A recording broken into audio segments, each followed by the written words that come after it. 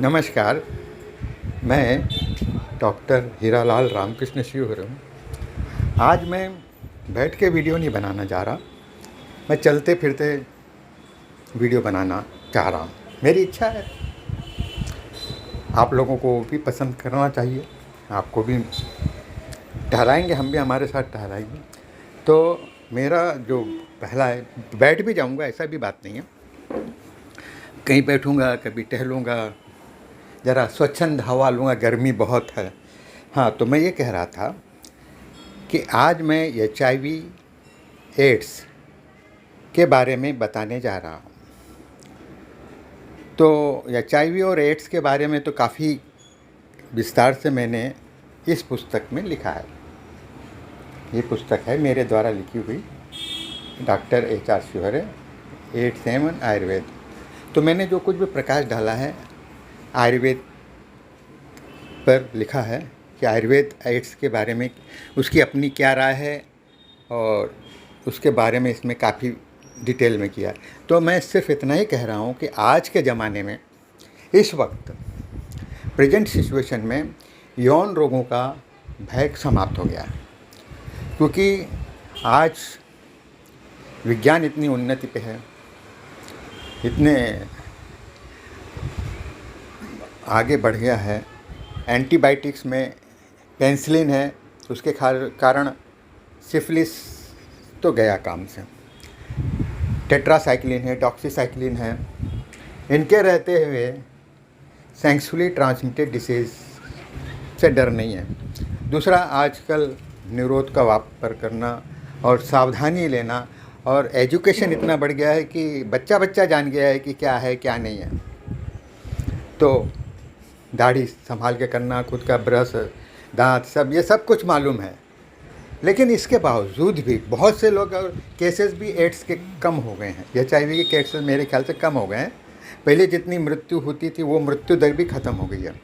अब window period भी बढ़ गया है, और बहुत कुछ तो हेल्दी कैरियर भी होने लगे हैं कि आपने करवाया, आपके ब्लड के जाँच में HIV पॉजिटिव है, एल्सा टेस्ट पॉजिटिव है, लेकिन आपको कोई साइन सिम्टम्स नहीं दिख रहा कि जिसके आधार पर कहा जा सके कि आपको एड्स हुआ है।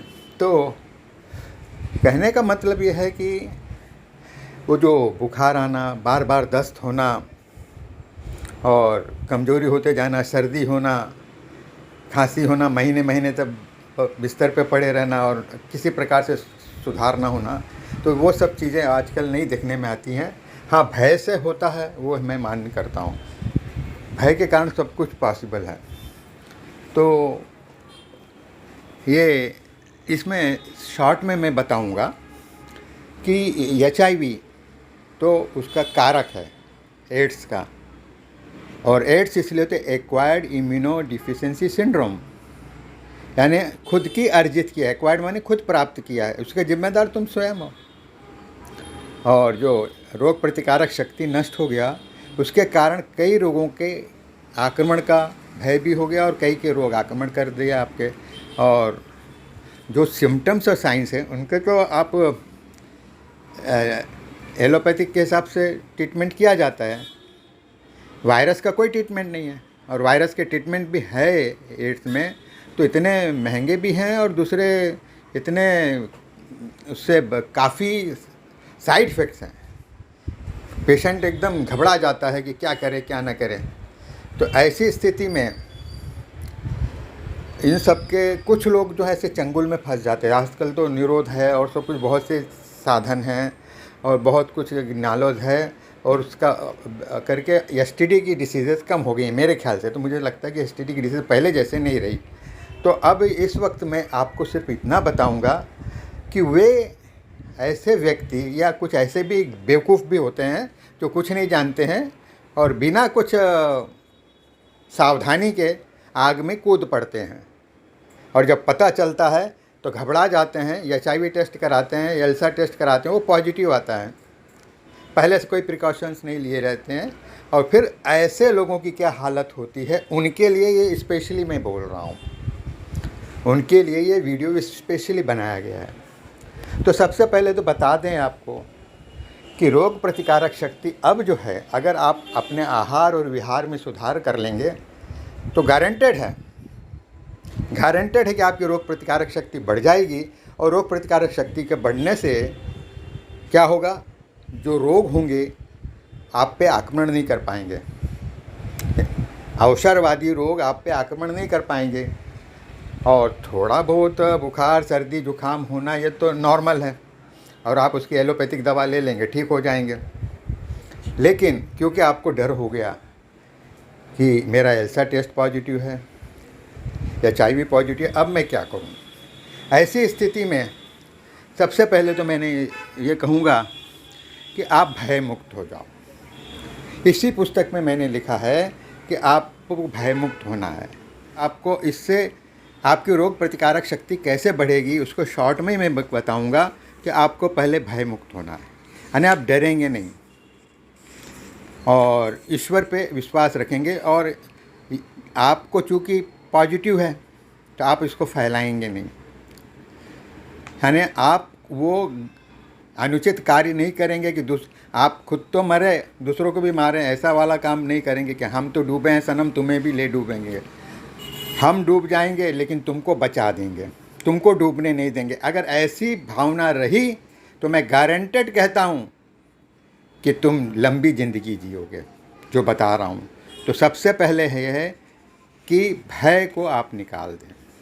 अगर आपको एड्स का भय है कि HIV पॉजिटिव है और मुझे ये रोग हो जाएगा, तो मैं आपको बता दूं कि एड्स पर विजय कैसे पाएं।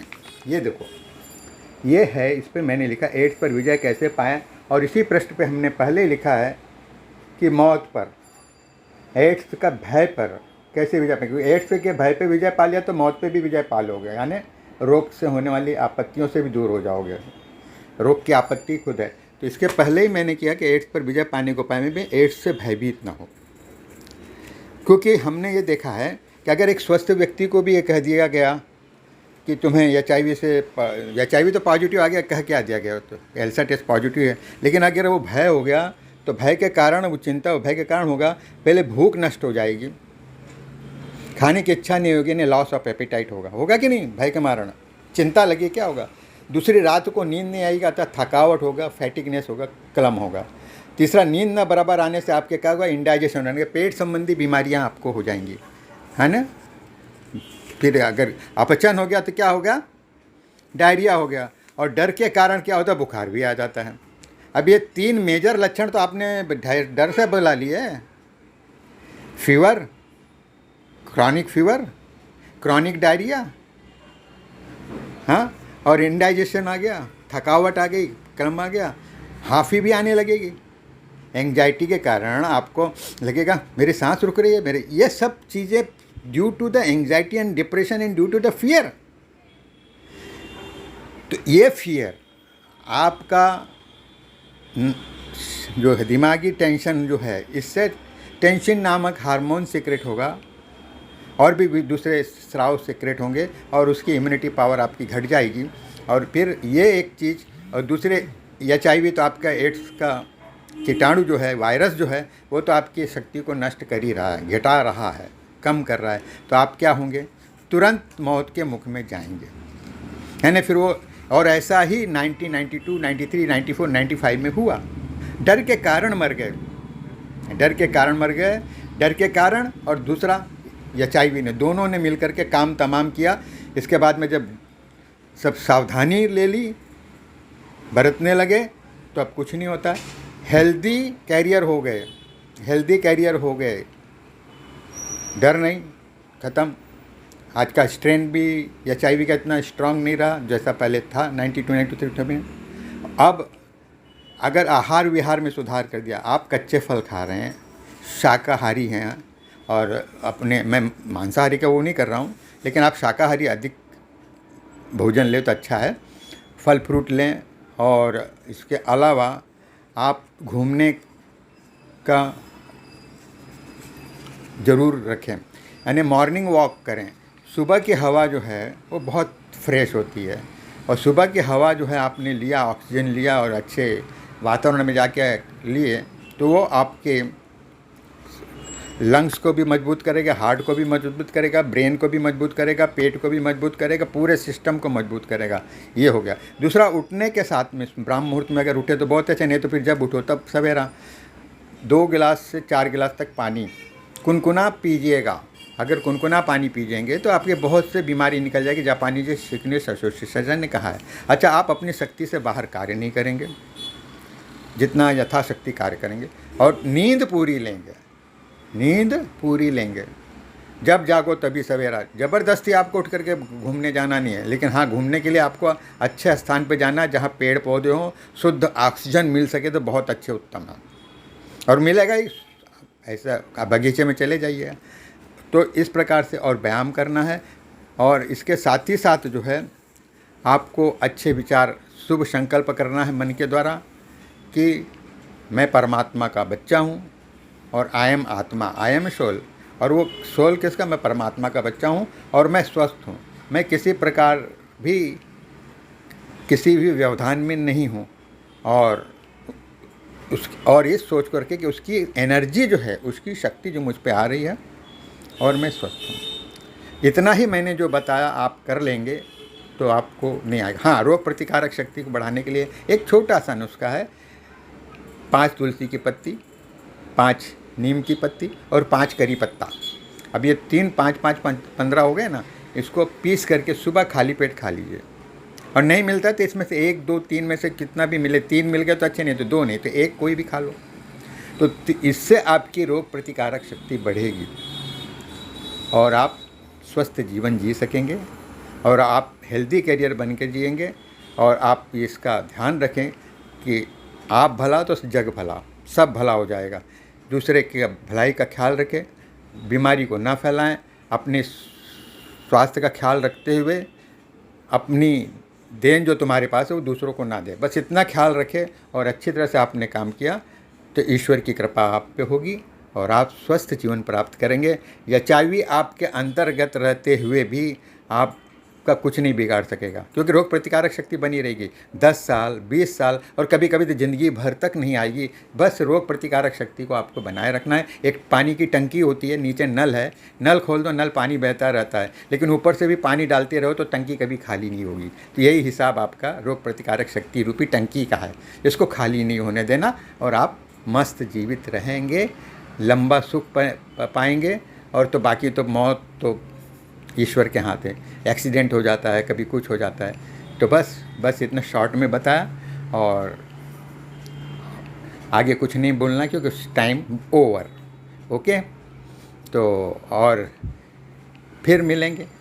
इतना ही एचआईवी के बारे में बताना ज़रूरी था, बाकी तो सब जानते हैं आप लोग, कुछ बताने की ज़रूरत नहीं है। अगर आपको मेरा ये वीडियो पसंद आया है तो लाइक करें, कमेंट करें, सब्सक्राइब करें और शेयर करें।